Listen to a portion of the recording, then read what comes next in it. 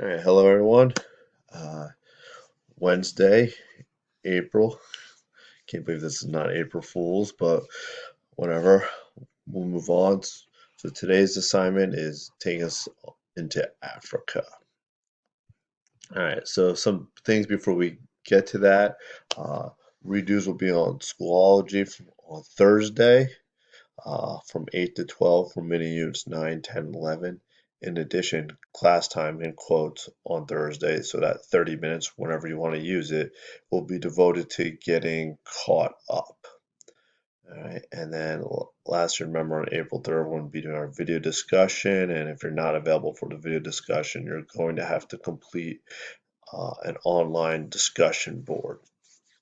All right, so what are we going to be looking at today in our case study of Kenya and Africa? All right, so keep in mind that while this is the unit is called post World War II from 1945 to 1950, not all histories perfectly line up with that, and the story of Africa is and in Kenya is a good example of that. So part one here is review. We looked at this map earlier in the year. It was in our imperialism PowerPoint to help you answer the question, which is, we've seen this map before, what is it of? All right, on to part two. Why did United Action begin? So we're looking at in the British colony of Kenya. So read these couple of paragraphs, this bolded list of factors that would lead to people working together, the protest of British. And then we have our first set of questions. So which factors above do you think was the most important bringing them together? So just pick factors you believe that are most important. Another force in Kenya is tribalism. Uh, but the question is asking you, how can tribalism either cause people to support or counter unity? You got to think back to middle school and your study there for tribalism.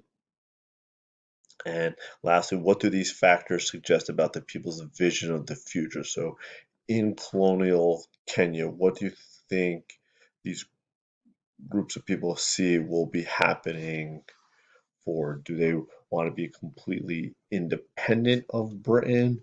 Do they want more of a say but still want British rule? Do they want to have their own modern country? Or do they want to be completely separated from even all the African tribes in Kenya separated from each other? So kind of thing. There's a lot of possibilities there. Part three, protest over time. We have this timeline that's going back to 1921, 22, 23. And then it'll be jumping into 1940s and 1944 as World War II is coming to an end. And question 5 and 6 ask you to imagine that you're a part of the Kikuyu people. So they are within the colony of Virginia, or a colony of Kenya rather, native Africans. This first question is a list of 3 greatest injustices the British have committed. So again, this information is coming from the timeline. Explain why they are the worst. And what institution did the Kikuyu people create in order to reestablish their culture and identity? So institutions are, in our world, they'd be like, Hillsborough High School is an institution. Any religious centers and institutions, scoutings, would be examples of institutions that exist. So here, though, the key is to reestablish, bring back their native culture and identity. That's what you're going to be looking for there. As always, I hope everyone in your family is healthy, and if you have any questions, please email.